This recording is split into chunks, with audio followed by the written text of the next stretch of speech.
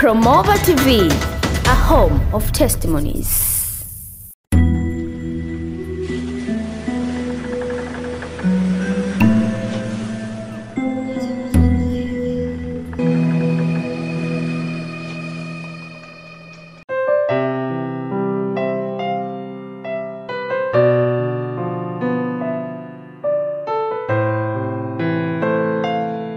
Nikukaribishe katika mwendelezo wa ushuhuda wa Moses Lushiku kutoka nchini Kongo, na hii ni sehemu ya 16.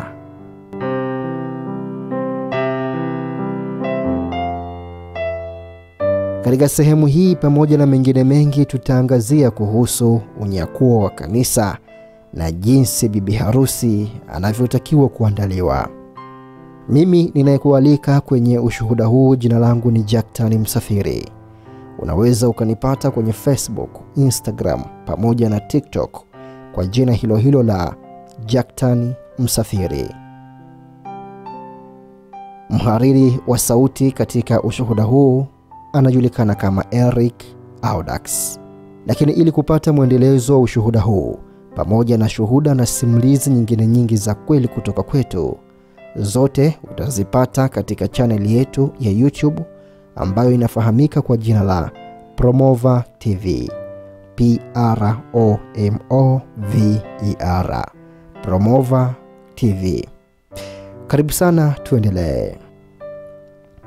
Amani na iwe kwenu watu wote wa Mungu ulimwenguni kote. Najua unafuatilia kutoka pembe 4 za dunia. Kwa uaminifu nasema asante sana, na najitokeza mbele yako kama mlinzi aliyesimama katika mnara wa mlinzi. Ninacheza tu nafasi ya mlinzi mwishoni mwa wakati.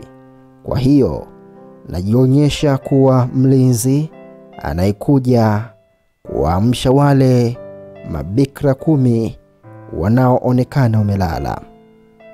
Bila kuchelewa zaidi, haraka nataka kukuambia kuhusu ndoto ya ajabu sana ambayo nilipokea siku chache zilizopita. Hakika ni ufunuo mkubwa. Nimekuwa katika Bwana miaka mingi. Namaanisha nilikuja kwa Bwana miaka 30 iliyopita. Hata hivyo sijawahi kuona ufunuo kama huu, na ningependa kushiriki nawe. Tutamuomba kwanza. Bwana Baba yangu, nataka kuweka wakfu na kubariki wakati huu, na nataka utumie kinywa changu kwa ajili ya kuwajenga watu wako wengi. Nataka utumie maneno yangu, Roho Mtakatifu, na unipe msamiati ufaao na usemi sahihi na maneno yaliyoongozwa na Roho, ili niweze kueleza kwa uaminifu ujuzi ambao umenipatia. Bwana, watu wako wajengwe kwa nguvu za Yesu Kristo. Sote tunasema amina. Ilikuwa tarehe 3 Januari mwaka 2019. Alhamisi fulani karibu saa 8 mchana. Siku hiyo mke wangu Sandra aliniambia, "Mpenzi, mara nyingi unatupa habari za mwisho wa wakati, mwisho wa dunia na kuporomoka kwa sayari ya dunia, lakini vyombo vya habari wanasema kuhusu hili. Una taarifa yoyote?" Na nikamwambia mke wangu, kwa vyovyote vile sijaona utabiri wa kisayansi au ubashiri. Kisha mke wangu akaniuliza swali la pili. Alisema, "Kwa ufahamu wako binafsi, Bwana alisema nini kwako kuhusu mwisho wa nyakati?" Na nikamwambia mke wangu, "Mpenzi, ufunuo nilioona ni kwamba mwaka wa 2020 ni mwaka wa madai na uthibitisho. Hata hivyo, sijapokea maelezo kuhusu mwisho wa dunia na unyakuo wa kanisa. Bado sijazipata. Mara tu nitakapozipokea kutoka kwa Bwana, nitawaambia. Tulipokuwa tunazungumza mambo haya, tayari ilikuwa jioni. Siku hiyo, haraka tulienda kulala. Sikujua kwamba Bwana alipendezwa na mazungumzo yetu na kwamba angejibu wasiwasi wangu usiku ule ule. Tulipoenda kulala, nilitambua kwamba Mungu alikuwa amesikia mahangaiko ya mke wangu, jambo ambalo pia lilikuwa wasiwasi wangu. Sijawahi kuona ufunuo kama huo hapo awali. Tulikwenda kulala karibu saa 4:30. Haya yalikuwa makadirio yangu kwa sababu niliamka saa 11 asubuhi na nilikadiria urefu wa ufunuo wa wastani wa dakika 30. Na tayari ilianza kupambazuka siku hiyo ya Ijumaa ya tarehe 4 Januari mwaka 2019. Katika maono haya ya nyakati za mwisho, nilijiona nikiwa na mke wangu katika ndoto, na katika ndoto hii mke wangu alikuwa nami mbele ya jumba la sanaa na tulikuwa pale tumesimama mbele. Ghafla mke wangu akaniambia, "Mpenzi, najisikia mwepesi sana, kama mtu ambaye hana uzito tena, kama karatasi." Yesu, hii ni nini? Nilimwambia mke wangu, "Mpenzi, hii ni ya ajabu na ya kustaajabisha, kwani hivi ndivyo ninavyohisi pia. Najisikia mwepesi sana, najihisi kama karatasi." Na wakati sisi sote tulikuwa katika mshangao na butwaa, mpendwa, katika kupepesa macho, kufumba na kufumbua, tulianza kuinuka juu ya ardhi. Nilijihisi kama puto iliyonyanyuliwa na upepo. Kisha tulipanda angani kwa urefu wa mita 2 na sentimita 50 na tukasimamishwa mita 2 juu ya uso. Dakika moja ilikuwa nyingi. Baada ya sekunde chache, niligundua kwamba kuzunguka kwetu kulikuwa na maelfu ya watu ambao wametuzunguka. Sote tulijikuta mita 2 na sentimita 50 juu ya ardhi. Hatukuweza kuelewa kilichokuwa kikiendelea. Tulisimama juu ya ardhi wakati unyakuo ulipokuwa ukitokea duniani kote. Kisha ghafla kikatokea kishindo, kama mlipuko wenye nguvu. Niligundua kuwa mlipuko huu ulivunja glasi zote. Ninamaanisha vioo vyote, madirisha na kila kitu kinachofanya kutafakari kilivunjwa. Mlipuko huu ulisababisha mambo mawili. Kwanza, watakatifu wengi ambao walisimamishwa mita 2 sentimita 50 juu ya ardhi walitengwa kutoka kwa kila mmoja. Wengi waliachwa nyuma katika mwinuko huo wa mita 2 juu ya ardhi. Tulipokuwa tumesimama juu ya ardhi, mara moja tulihisi nguvu juu yetu, na tulipotazama juu ilikuwa katika umbo la kisulisuli. Lakini haikuwa kimbunga, bali katika sura ya kimbunga. Kulikuwa na nguvu iliyokuwa ikiyumbayumba, ikisogea au ikiyumba huku na huko katika mdundo wa kawaida. Ghafla tulinyonywa na nguvu hii. Niliona kwamba ni wachache tu kati yetu ambao walikuwa wamenyonywa kuelekea urefu, na tukaanza kupanda kwa kasi ya kusafiri. Na ninaweza kumudu kusema kwamba kasi ya kusafiri sio neno linalofaa, kwa kuwa ilikuwa kasi ya kushangaza, kwa kuwa tulinyonywa na msukumo wa ajabu kama rocket. tulizinduliwa kuelekea urefu mkubwa. Tulikuwa tukipanda kuelekea kwenye nguvu iliyokuwa ikituvuta kuelekea mbinguni. Na tulipokuwa tukipanda juu, niligundua kwamba maelfu ya watu ambao walikuwa pamoja nami tulipokuwa katika mtazamo wa mita 2 sentimita 50, ni 20 tu kati yetu walikuwa wakisafiri na kupanda nguzo za mbinguni. Watakatifu wengine walibaki chini yetu. Tulipokuwa tukipanda katikati ya watakatifu, nilimwona malaika mmoja aliyekuwa pale, lakini hatukujua kuwapo kwake. Hatukutambua alikuwa pamoja nasi.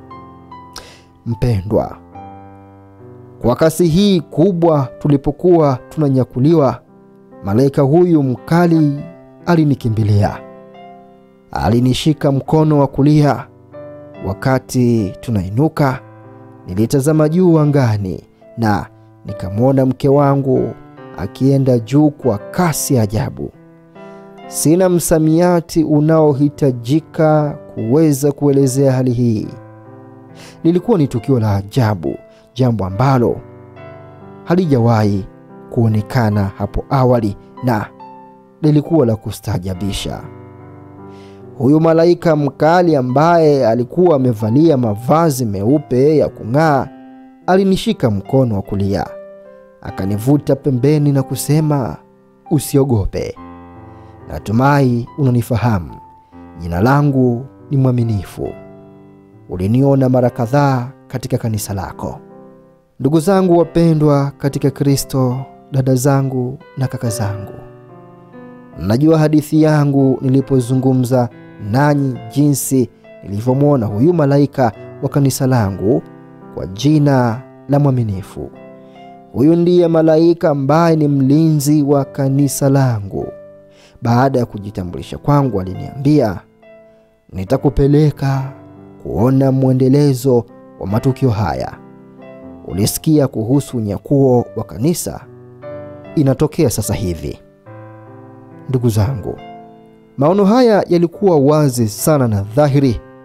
Jinsi nilivyoona maono haya, ilikuwa wazi sana kwamba sikuweza kufikiria kwamba leo ningeweza kuwa duniani. Kwa vyovyote vile, nimekuwa nikingojea zaidi. Malaika huyu alizungumza nami na kuniambia, "Nilikwambia mara moja mwaka wa 2007 kwamba ninafanya kazi katika kanisa la mahali pako. Kazi yangu ni kusaidia kanisa. Kanisa lilipoanza duniani siku ya Pentekoste, tulishuka duniani na tukabaki duniani, kwa maana sisi ni walinzi wa makanisa." Imeandikwa katika Ufunuo sura ya 1 mstari wa 20, "Siri ya zile nyota 7 ulizoziona katika mkono wangu wa kuume na vile vinara 7 vya dhahabu. Zile nyota 7 ni malaika wa yale makanisa 7, na vile vinara 7 vya taa ni yale makanisa 7. Malaika akaniambia, "Sisi ni malaika waliotumwa kwa makanisa ya dunia kama walinzi." Yakobo alipoona malaika wakipanda na kushuka kwenye ngazi, tulikuwa sisi. Kwa kuwa tunafanya kazi duniani, lazima uelewe kwamba leo ni utimilifu wa neno la Bwana, na ni wajibu wa malaika wa makanisa kuwakusanya waumini wote wa makanisa karibu na wachungaji wao, ili wachungaji wao wawaongoze kwenye furaha wakati tarumbeta itakapolia. Ilinifurahisha sana kujua kwamba mimi ni mmoja wa wachungaji wanaowaongoza washirika wake kwenye raha. Nilikuwa nikiwaongoza watakatifu walioamini wito wangu na ujumbe wangu wa kimasia kuelekea kwenye furaha ya Bwana. Malaika akasema, "Haya yote ni utimilifu wa maandiko ya kifungu cha Biblia katika kitabu cha Mathayo sura 24 mstari wa 30 hadi 31. ndipo itakapoonekana ishara yake mwana wa Adamu mbinguni. Kuomboleza nao watamwona mwana wa Adamu akija katika mawingu ya mbinguni pamoja naye nguvu na utukufu mkuu. Naye atawatuma malaika zake pamoja na sauti kuu ya tarumbeta. Nao watawakusanya wateule wake kutoka pepo nne, toka mwisho huu wa mbingu hata mwisho huu. Malaika akaniambia, Musa, watu mara nyingi hukuita mchungaji. Nitakuelekeza jukumu la neno hilo. Nitakuelekeza kwa nini wewe ni mchungaji. Ni jina ambalo linatizamwa leo. Unastahili kupewa jina la utani, mchungaji. Na maandiko yametimia leo, lakini nimewakusanya washiriki wako wote na waamini wa kanisa lako ili waongoze kwa Baba yao ambaye ni mwalimu wetu na Mungu wetu. Kazi yangu ni kuongoza ninyi, kwa kuwa sisi ni masahaba ambao tunatakiwa kuliongoza kanisa la mahali la Bwana kuelekea kwenye raha na furaha. Kwa kuwa sisi wenzi, utume wetu kimsingi ni kuandaa bibi harusi wa Bwana kwa unyakuo. Unyakuo umetokea, lakini wengi wameachwa nyuma. Ndugu zangu, malaika huyo aliniambia kusudi la walinzi wa kimalaika wa kanisa waliotumwa kwa makanisa ya mahali hapo tangu siku ile kanisa lilipoanza ilikuwa ni kuwakusanya tena waumini wakati wa baragumu itakapolia siku ya unyakuo. Malaika aliniambia, baragumu itakapolia, mara moja inabidi kuwakusanya tena wale ambao ni sehemu ya huduma zako. Makundi mengi ya watu uliowaona karibu nawe wakati wa baragumu ilipopulizwa, hakika hao ni waaminifu aliokupa aliye juu ili wawe chini ya uongozi wako, lakini hawakuinuka pamoja nawe. Kundi la kwanza linalokwenda juu ni kundi lenu, na kundi la pili ni la wale ambao wameshindwa kupanda urefu. Hawa ni watu wasiohesabika ambao uliwaona wamekusanyika karibu nawe wakiwa wamevalia mavazi meupe. Wameweza kupanda juu ya ardhi kwa urefu wa mita 2 na sentimita 50, lakini hawakuweza kwenda mbali zaidi. Wale walioshindwa kupanda mbinguni wamebaki kwa sababu 3. Sababu ya kwanza ni kwamba walikuwa kanisani, lakini hawakuunganishwa kikamilifu katika maono ambayo yaliwasilishwa kwako ili kumwandaa bibi harusi wa Bwana. Walifikiri ni mzaha na walifikiri ni rahisi sana. Kundi la pili, watu hawa walikuwa kanisani, lakini hawakujiweka wakfu kabisa. Walishindwa kuishi katika muungano kamili na Bwana. Kundi la tatu ni la waumini waliokuja kanisani licha ya kila kitu. Hawakuchukua fursa hiyo kukuza hali yao ya kiroho. Kwa kuwa unyakuo unafanywa katika roho, muamini ambaye ana hali dhaifu ya kiroho hangeweza kunyakuliwa. Wakati ananieleza, niliona waamini waliokosa unyakuo katika harakati za kupoteza mwinuko walijikuta chini kwa sababu walitua chini. Malaika aliniambia, kila mtu anashangaa kwa nini madirisha, miwani na vioo vimevunjwa. Nitakupa maelezo. Lakini mpaka wakati huo malaika wa Bwana hajanipa maelezo.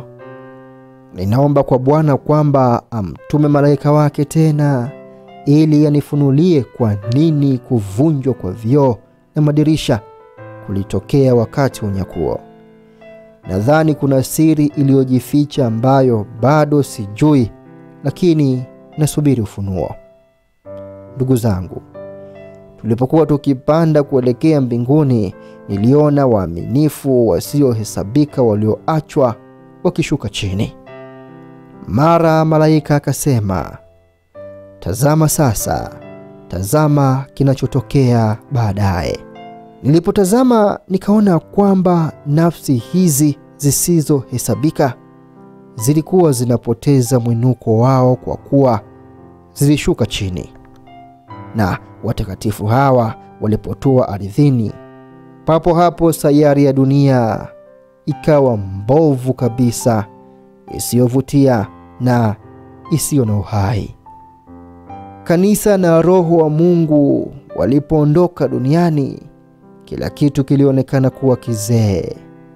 Niliona kila kitu kikibadilika kwenye sayari ya dunia.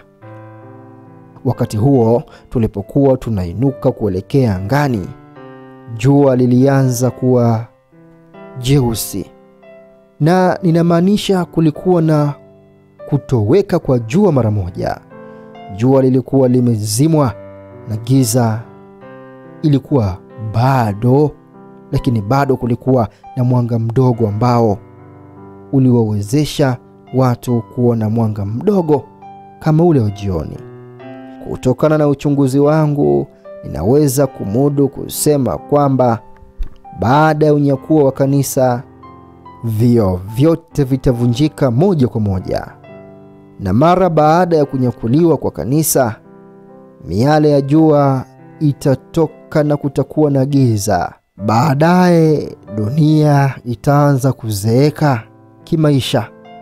Itakuwa imetoweka kutoka kwa sayari hii. Niliona mabadiliko ya ajabu katika sayari yetu ambayo yalikuwa yamechoka kutoka kwa maisha wakati wa unyakuo.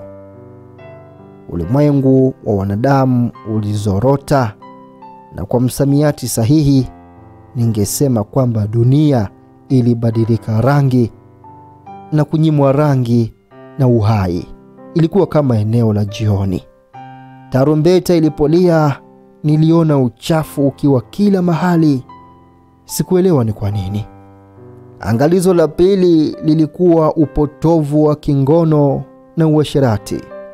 Wakati tarumbeta ilipolia, niliona watu walioachwa nyuma wakiingia ndani zaidi katika mambo ambayo walikuwa wamezoea. Watu ambao walishangazwa na kutoweka kwa mamilioni waliorudi kwa undani kwenye uraibu wao. Wengi walikuwa na wapenzi wengi haramu na nje ya ndoa. Niliona wanaume wasio na maadili wakining'inia na wanawake wengi zaidi. Tulipokuwa tukielekea, niliona migahawa, baa na hoteli vilikuwa vimejaa watu ambao wameingia kwa undani katika tabia zao mbaya. Ndugu zangu, tukio hili lilikuwa la kutisha. Kwa maelfu ya watu waliosimamishwa huko juu ya dunia ambao walipaswa kutolewa kupitia huduma yangu ili niwapeleke kwenye raha. Niliona 20 tu ambao walifanikiwa kuinuka pamoja nami, na nilihisi hisia sana kutambua kwamba unyakuo ulikuwa umetukia, na waaminifu wapatao 20 tu wa kanisa langu walinyakuliwa siku hiyo. Niliwaona Wakristo na washirika wa huduma yangu waliokosa unyakuo walikuwa wakilia. Walipokuwa wakilia, niliwaonea huruma. Pia nilianza kulia na watu hawa, ingawa hawakuniona. Tulikuwa tukiruka sehemu mbalimbali huku nikilia. Niligundua kwamba sayari hii ambayo tulifikiri ilikuwa katika uvumbuzi kamili na kuzaliwa upya, haikuwa hivyo. Kulikuwa na uchafu kila mahali. Watu walikuwa ndani ya uraibu wao. Kisha nikawaona wapagani na watu wa dunia wakiwaoji wa Kristo waliokosa unyakuo kuhusu kile kilichotokea. Na hawa watu walioachwa waliwaambia, Tuliinuliwa mita chache na ghafla tukatokea boom na tukaanguka. Kuna baadhi yetu walitoweka, lakini sisi tulishuka. Hatukuelewa. Mchungaji wetu na baadhi ya washiriki wetu walitoweka. Tuna hakika kwamba huu ni unyakuo wa makanisa uliotabiriwa na manabii katika maandiko. Wakristo hawa walijitupa chini na wakararua nguo zao.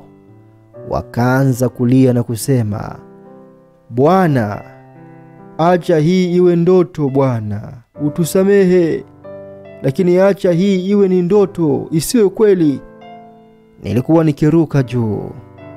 Nikajiambia, ndugu zangu, hii si ndoto. Tayari mumeikosa. Mumechelewa sana. Sikuweza kuwasiliana nao na hawakuniona. Niliona nafsi hizi ambazo zilikuwa washirika wangu wakiomba na kusema, Bwana, tafadhali utukumbuke. Wote walikuwa wamepiga magoti mbele ya jumba la sanaa ambapo tulikuwa kabla ya kupanda mita 2. Ndugu yangu, kilichonigusa na kunishtua sana katika maono haya ni pale ambapo malaika wa Bwana aliponifahamisha kuwa watakatifu hawa ni watu ambao walitakiwa kuinuka mbinguni kutokana na huduma yangu. Nilielewa kwamba waaminifu wa makanisa la mahali wataenda mbinguni pamoja na mchungaji wao, akiwaongoza pamoja na malaika wa kanisa lao la mahali. Siku hiyo baragumu itakapolia, mchungaji atakuwa kama Yoshua akiwaongoza wana wa Israeli kuelekea nchi ya ahadi ambayo ni Kanaani. Malaika aliniambia, wale wasiohesabika uliowaona karibu nawe, hata kama ni kambi 2, ni jumla ya nafsi ulizozifundisha katika huduma yako. Hizi ni roho kutoka kwa kanisa la mahali pamoja na roho kutoka ulimwenguni kote zinazofuata mafundisho yako.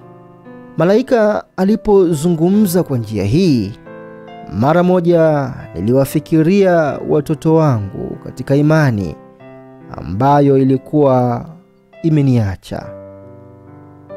Najiuliza nini hatima yao. Malaika alielewa mawazo yangu, lakini hakunijibu moja kwa moja. Alinijibu kwa njia isiyo ya moja kwa moja, kwa maana alisema, wakati unyakuo ulipotokea, waaminifu wako wote kutoka pande 4 za dunia watakusanyika kukuzunguka licha ya umbali. Walipaswa kuinuka kwa sauti ya baragumu, shukrani kwa mafundisho na huduma yako. Ndugu zangu, niligundua kuwa kweli tuna hadhira kubwa duniani inayotufuata, na ninachukua fursa hii kuwashukuru kwa dhati familia yangu ambao wanatazama video zetu kwenye YouTube. Malaika akanena na kusema, angalia hesabu ya wale waliokosa unyakuo na hesabu ya wale wanaokwea. Huu ni wito wa kuamsha kwa wachungaji wote ambao hawazungumzi kuhusu unyakuo wa kanisa kwa watu ambao wamepewa mamlaka. Watajikuta peke yao kwa sababu hawajaandaa kanisa lao, na hii ndiyo hatima yao, kwamba watateseka kwa kuwa hawana muda wa kuwatayarisha watoto wa Bwana. Malaika aliposema hivyo, niliwaona wale ambao hawakuweza kuinuka ingawa walikuwa mita 2 sentimita 50 juu ya ardhi. Niliona kwamba walikuwa wakipoteza mwinuko wao kila sekunde. Naye malaika akaniambia, hawa Wakristo wasiohesabika ambao wamekuwa wakifuata huduma yako wamekosa unyakuo. Waliinuka juu ya ardhi, lakini hawakuweza kuinuka zaidi. Bado sijakuonesha vikwazo. Ndugu zangu, nilikuwa nikijionea mwenyewe Wakristo walioachwa nyuma. Niliumia sana moyoni kuona kwamba walikuwa waaminifu ambao walipaswa kunyakuliwa kutokana na mafundisho yangu ya kinabii. Nilisema moyoni, ni kitu gani ambacho sikuwafundisha? Sisi ni kanisa la kimasia kwa sababu lengo letu ni kumtayarisha bibi harusi wa Bwana kwa ajili ya unyakuo. Ni fundisho gani ambalo hatukuhubiri? Nilikuwa na uchungu mwingi. Ninawahakikishia kwamba nilikuwa nikilia kwa sababu ya idadi ya roho zilizokosa unyakuo katika huduma yangu, lakini nilihubiri ujumbe wa nyakati za mwisho kwa miaka mingi. Dunia ilikuwa inageuka kuwa mbaya, na nikaona wanaume na wanawake wakiwa na chupa za bia zilizowekwa mikononi mwao. Hoteli zilikuwa zimejaa. Baada ya unyakuo, uasherati utaenea sana. Wataishi hotelini, wataingia ndani zaidi katika dhambi zao. Walikuwa katika ukafiri na hawakutambuana, bali walijawa na uasherati kwa sababu walikuwa wameng'ang'ania maisha haya kabla ya unyakuo. Niliona watu kwenye hoteli zilizojaa. Wale wanaopenda kuvaa nguo za kijinsia walijikuta kwenye maduka ya mitindo yaliyojaa mithili ya magereza, na nikamwona mtu akipata chakula cha usiku akiwa na ice cream mkononi. Malaika alisema, "Angalia, kila weekend walikuwa wakipoa hapa na waliishia na hizi ice cream." Ghafla baada ya unyakuo huo, watu walijikuta wakivutwa moja kwa moja kwenye hoteli na vilabu vya usiku ili kufuata karamu zenye kelele, ufisadi na uharibifu. Kisha nikagundua kuwa nilikuwa kwenye kitanda changu, na hii ilikuwa ndoto. Nilitazama saa iliyokuwa juu ya meza yangu chumbani kwangu. Nilipokuwa nimekufa kwa muda wa saa 10 wakati wa kutembelewa na malaika, niliona mambo makuu manne: makao ya wafu, ziwa la moto, Yerusalemu mpya, na hatimaye hukumu kuu ya kiti cha enzi cheupe. Ningependa kushiriki nawe kile nilichokiona kwenye kiti kikuu cha enzi cheupe cha hukumu. Baada ya kuingia katika mji wa Yerusalemu mpya, nilielekea kwenye kiti cha enzi cha Mungu. Niliona mamilioni kwa mamilioni ya malaika wakizunguka kiti cha enzi, na kwenye kiti cha enzi alikuwepo Bwana Yesu Kristo. Bwana Yesu alinikaribisha na kusema, "Karibu mwana wa binadamu. Umepata kibali cha kutembelea kiti changu cha enzi. Rekodi kila kitu unachokiona na kusikia. Utakuwa msemaji wetu duniani. Nitakuonyesha mambo makuu kwa kuwa umependelewa." Yesu alisema, "Nitakupa uwezo wa kuhifadhi na kukariri kila kitu unachokiona na kusikia, ili uweze kusambaza ujumbe huu kwenye mabara 5 ya dunia." Kisha Bwana Yesu akaniambia, "Ninatoa onyo la mwisho kwa ulimwengu. Itakuwa la mwisho." Niliona kwamba kuonekana kwa Bwana kulikuwa kubadilika alipokuwa akizungumza kwa nguvu ya uvutano. Alikuwa akitoa mwanga mkali. Ndipo Bwana akatoa fimbo ya enzi iliyokuwa upande wake wa kuume. Kisha akasimama kutoka kwenye kiti cha enzi, na niliona kwamba alikuwa akitazama upande fulani. Nilipotazama mahali alipokuwa akitazama, niliona sayari ya dunia. Ilikuwa ni mbali na ndogo sana.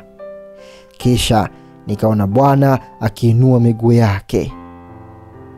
alikuwa karibu kukanyaga sayari ya dunia. Alisema, Musa, ninapoinua miguu yangu na kuweka chini kwenye sayari ya dunia, huo ndio wakati uliobaki kwa wanadamu. Kwa hiyo miguu yangu tayari imeinuliwa na nitaiweka chini. Baadaye nilimwona Bwana Yesu Kristo akijigeuza mwenyewe kuwa tai mkubwa. Akasema, mwanadamu, panda, lazima tusafiri kutembelea ulimwengu. Nilibebwa kwenye mabawa ya tai Bwana Yesu Kristo. Kisha tukaanza kuruka kwa kasi kubwa sana, na baadaye tukatua mahali fulani. Bwana akasema, mwanadamu, angalia mahali hapa. Nilianza kutazama mahali, nikaona kitabu cha hukumu na meza. Mbele yake kulikuwa na rejista kubwa kwenye meza. Kisha katika sekunde ya mgawanyiko tuliunganishwa na idadi kubwa ya malaika. Mahali hapa palikuwa kama ofisi au ukumbi mkubwa. Niliona malaika walikuwa wakiingia na kuchukua nafasi zao kwa utaratibu mahali hapa. Bwana Yesu alisema, mahali hapa palijengwa mwaka 2007. Ninawapa wanadamu muda zaidi wa kujiandaa. Bwana alisema, mmesikia kuhusu hukumu ya mwisho. Hapa ndipo itatokea. Rejista kubwa unayoona ndipo matendo mema na mabaya ya wanadamu yameandikwa. Nilimwona Bwana akifungua daftari. Malaika walikuwa kwenye nafasi wakimtazama. Kisha nikamwona Bwana Yesu Kristo akiwaita malaika wa makanisa duniani kote kuhudhuria uwepo wake, kama vile kanisa duniani linavyosimamiwa na malaika. Katika sekunde ya mgawanyiko niliona malaika kutoka ulimwenguni kote wakijitokeza na kuhudhuria kuwapo kwa Bwana Yesu Kristo. Niliona maelfu kwa maelfu ya malaika, kila mmoja akiwakilisha kanisa lake. Kisha Bwana akawaambia waape kwenye daftari. Niliwaona malaika mmoja baada ya mwingine wakiweka mikono yao kwenye daftari kubwa na kuapa. Walikuwa wakizungumza kwa lugha isiyojulikana na ilikuwa ikitokea kwa kasi ya malaika na nuru. Kisha Bwana akawaambia malaika, rudini kwenye makanisa yenu, maana mambo mazito yameanza. Katika sekundi iliyogawanyika, malaika hawa wa makanisa walitoweka na wakarudi duniani. Kisha Bwana akaniambia, na kuamuru uruke juu ya makanisa na utaelewa ninachomaanisha. Mpendwa, sikuweza kuelewa harakati zangu nilipokuwa nikihama kutoka kwenye kiti cha enzi cha hukumu kwenda kwenye makanisa kote ulimwenguni. Niliona makanisa mengi wakati wa ibada zao. Watu walikuwa wakiomba katika makanisa haya, na katika kila kanisa nilimwona malaika pembeni. Hawa walikuwa ni malaika wa makanisa walioapa kwenye daftari katika kile kiti cha hukumu. Kila mmoja alikuwa kanisani kwake na amesimama pembeni.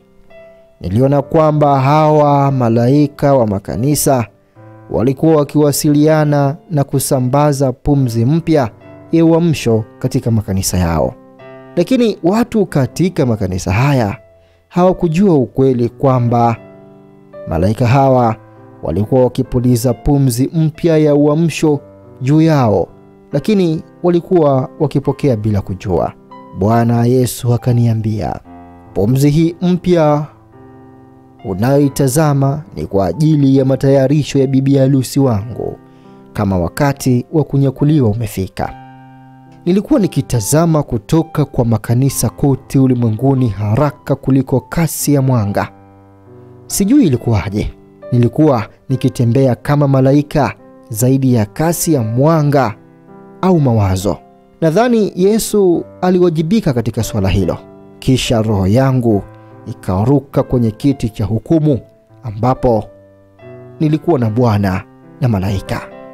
Bwana Yesu Kristo alisema, "Ninawapa wanadamu onyo la mwisho." Nilimuona Bwana akieleza kwa malaika aliyeshika tarumbeta. Malaika huyu alikuwa na tarumbeta na alikuwa karibu kuiweka mdomoni, na vidole vyake vilikuwa kwenye kitufe cha tarumbeta ili kubonyeza, lakini alikuwa akimtazama Yesu Kristo kana kwamba anasubiri kibali ama amri. Yesu akaniambia, "Huyu ndiye malaika ambaye jukumu lake ni kupiga tarumbeta kwa ajili ya unyakuo. Tazama jinsi anavyotazama na kunikodolea macho kwa ajili ya agizo." Nilitaka kuelewa kwa nini malaika huyu alikuwa akimtazama na kumkazia macho Bwana Yesu Kristo. Kisha Bwana Yesu akasema, "Anatazama hivi kwa sababu kulingana na ratiba ya saa ya kinabii, wakati tayari umekwisha na tumepita muda uliowekwa kwa unyakuo. Kwa jinsi anavyohusika, hakuna wakati tena, na kwamba nilipaswa kutoa agizo tayari. Ndiyo maana malaika ananitazama mimi kila mara kwa ishara, kwa sababu hakuna wakati zaidi uliobaki." Bwana Yesu aliniambia, "Wakati umepita kwa sababu wakati uliowekwa kwa ajili ya wanadamu umekwisha. Ni wakati wa kufanya uamuzi huo. Ni juu yangu, inabidi nimpe ishara tu apige tarumbeta. Basi utakuwa mwisho wa mambo yote duniani, na utakuwa unyakuo na dunia nzima itashtuka." Kisha Bwana akasema, "Angalia kinachotokea wakati na baada ya unyakuo." Bwana aliamuru na kusema, "Nenda kwa wakati ujao na uone kinachotokea baada ya unyakuo." Kisha nikasafiri kuelekea siku zijazo. Kwa kweli ni kama Bwana Yesu asonge mbele wakati wa mimi kupata uzoefu wa siku zijazo, kuona kitakachotokea wakati wa unyakuo. Kisha katika sekunde iliyogawanyika niliona siku zijazo. Nilimuona Bwana Yesu Kristo akiashiria na kumwamuru malaika apige tarumbeta. Mara malaika alipopiga tarumbeta, nikaona kitabu kikubwa, rejista, ikitengana katikati mara mbili. Bwana akasema, "Huu ndio mgawanyo wa kumbukumbu za matendo mema ya wanadamu na kumbukumbu za matendo mabaya." Rejista au rekodi ya matendo mema ilikuwa upande wa kulia na daftari la maovu ilikuwa upande wa kushoto. Bwana akasema, "Wakati umewadia kwa wale waliofanya mema kupokea thawabu zao, na wale waliofanya ubaya kuadhibiwa kwa matendo yao maovu."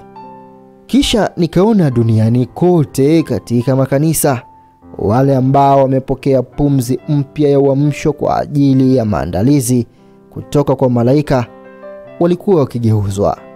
Niliona kwamba walikuwa wamevaa mavazi meupe na walikuwa wakipanda juu. Pia niliwaona wafu katika Kristo wamevaa mavazi meupe. Wote walikuwa wakipanda juu. Niliona makanisani kote ulimwenguni wakati wa Kristo ambao walikuwa tayari walibadilishwa kwa mavazi meupe, wakawa hawaonekani katika makanisa yao, na wale walioachwa nyuma katika makanisa hayo hawakuweza kuwaona kwenye ibada. Wakristo walipokuwa wakipanda, Bwana alinisafirisha hadi kwenye mtaa wa Kinshasa, Kongo. Niliona kitu kama tetemeko la ardhi na nyumba zilikuwa zikianguka.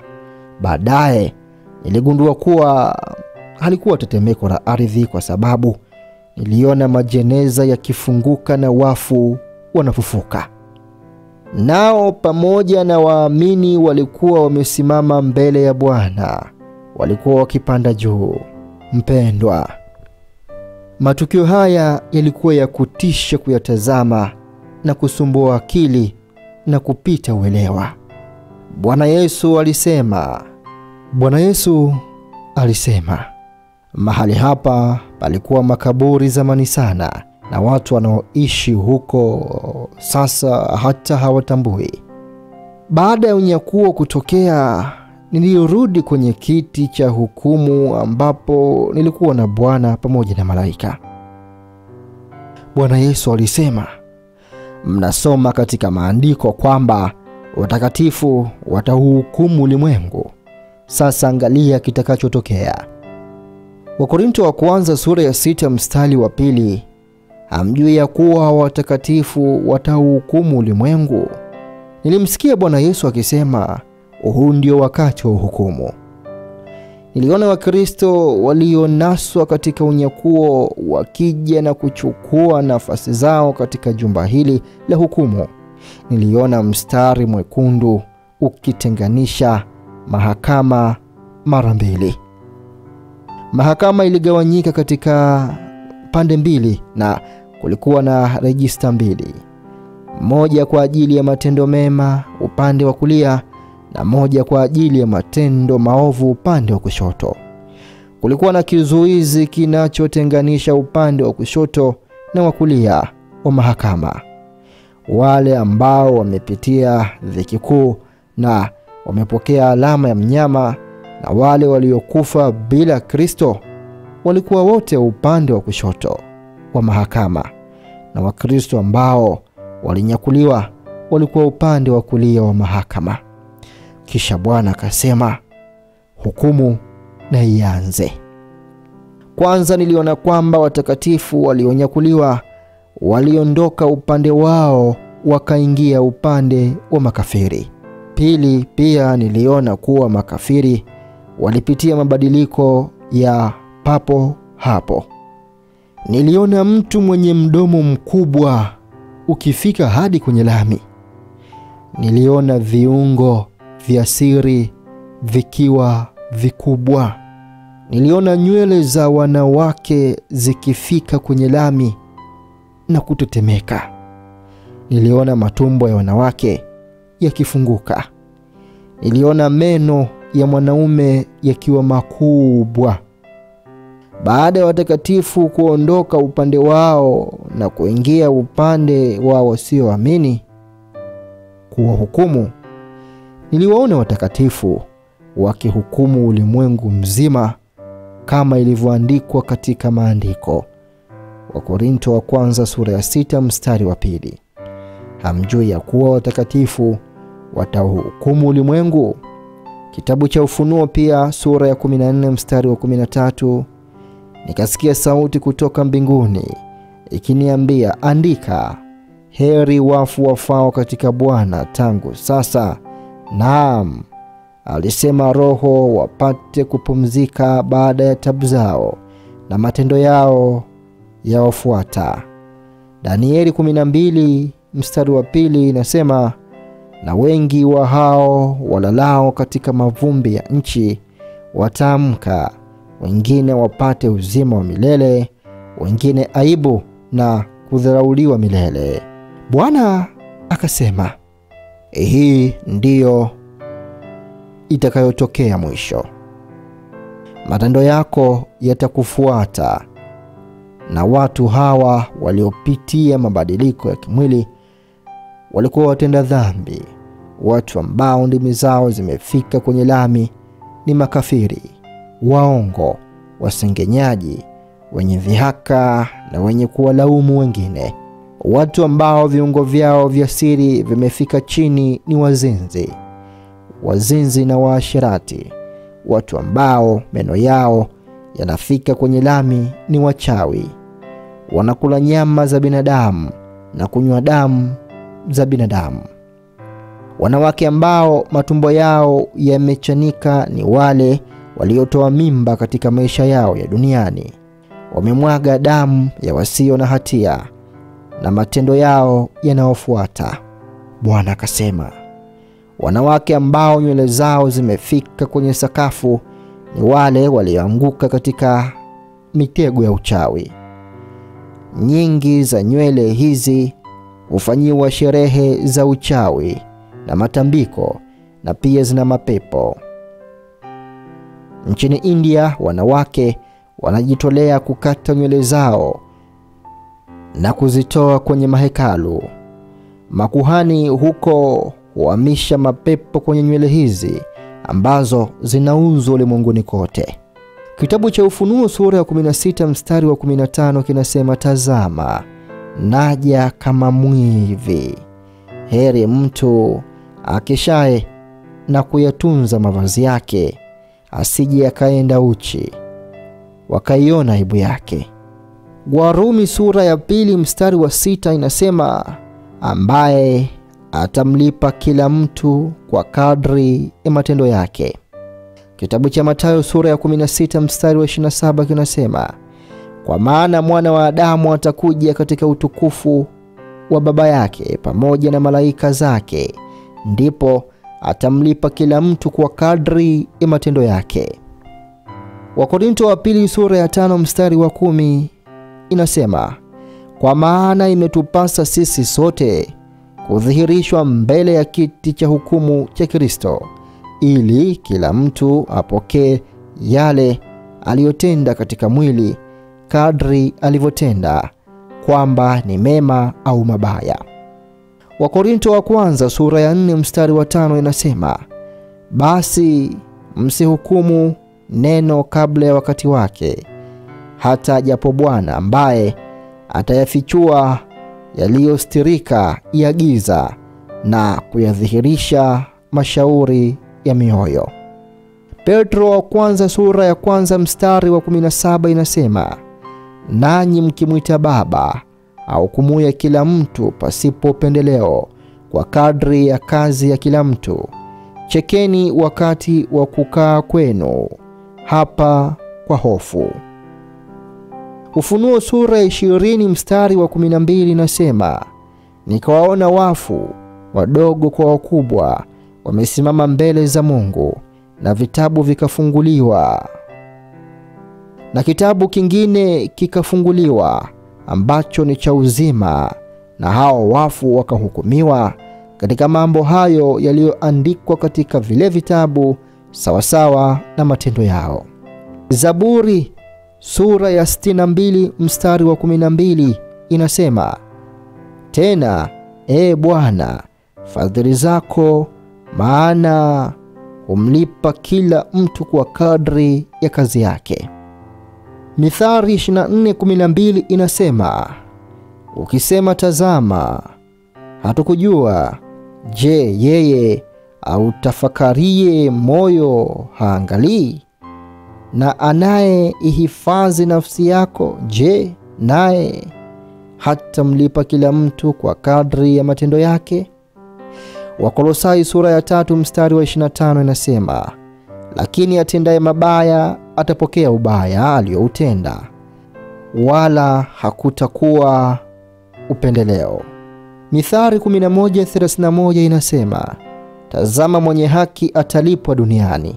Wakorintho wa kwanza sura ya 3 mstari wa 8 inasema, basi yeye apendaye na yeye atiaye maji ni wamoja, lakini kila mtu atapata thawabu yake mwenyewe sawasawa na tabu yake mwenyewe. Na tutaishia hapo katika siku ya leo.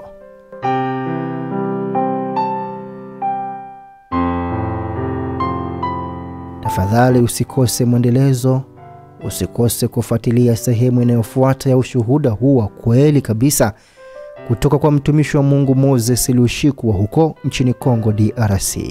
Mimi msimuliaji wako katika ushuhuda huu, jina langu ni Jacktan Msafiri.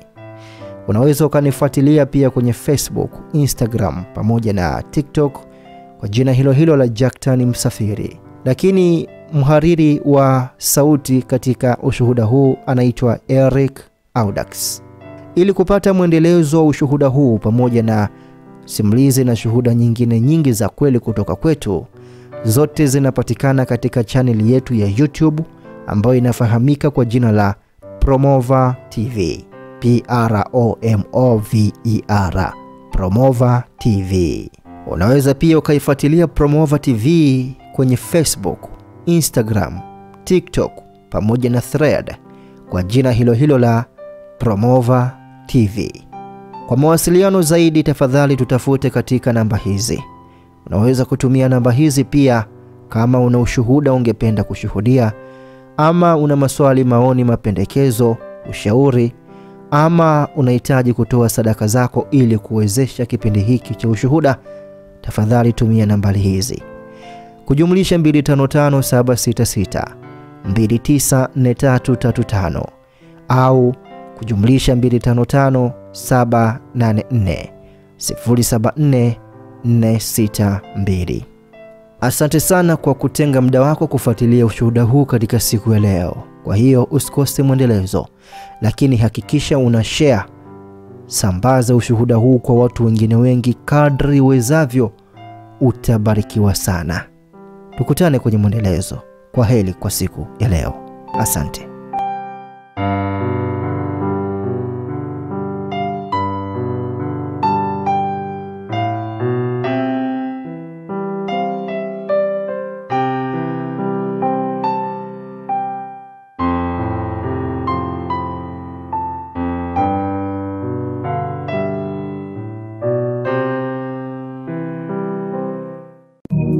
Jenga makanisa na Promova. Ndiyo, jenga makanisa na Promova. Baada ya kuwezesha ujenzi wa makanisa mbalimbali katika maeneo mbalimbali nchini Tanzania, sasa Promova TV wakishirikiana na wadau mbalimbali wenye wito kama huu wa kujenga makanisa wanakuja na kampeni hii. Hii ni kampeni maalum yenye lengo la kujenga makanisa zaidi ya 20 kwa mwaka. Tunawatafuta, tunawawezesha, na kwa neema ya Mungu tunajenga makanisa yao. Hii ni kampeni endelevu ambayo tayari imekwisha anza, inaendelea na itaendelea. Shiriki sasa katika jambo hili kubwa la kipekee la kimungu. Jinsi ya kushiriki: tuma sadaka yako kwenye M-Pesa namba kujumlisha 255 762 841 734. Hiyo ni namba ya Tanzania, na M-Pesa Kenya Safaricom ni kujumlisha 254 113 844 735. Pia unaweza kutuma kupitia Equity Bank akaunti namba 30051119273. Lakini pia unaweza kutuma sadaka yako kupitia Western Union, MoneyGram, Ria, World Limit, Sendwave na njia nyingine nyingi. Namba zote za simu pamoja na bank majina ya usajili ni Jackton Arbogasti Msafiri. Tafadhali wasiliana nasi kwa namba tajwa hapo juu kupitia WhatsApp ili kupata maelekezo zaidi. Hakuna kikomo wala kiwango cha sadaka. Toa kadri ya uwezo wako. Na kwa maelezo zaidi kuhusu maendeleo ya kampeni hii, taarifa zote zitaendelea kutolewa kupitia Promova TV inayopatikana YouTube. Asante kwa kushiriki kampeni hii. Jenga makanisa na Promova.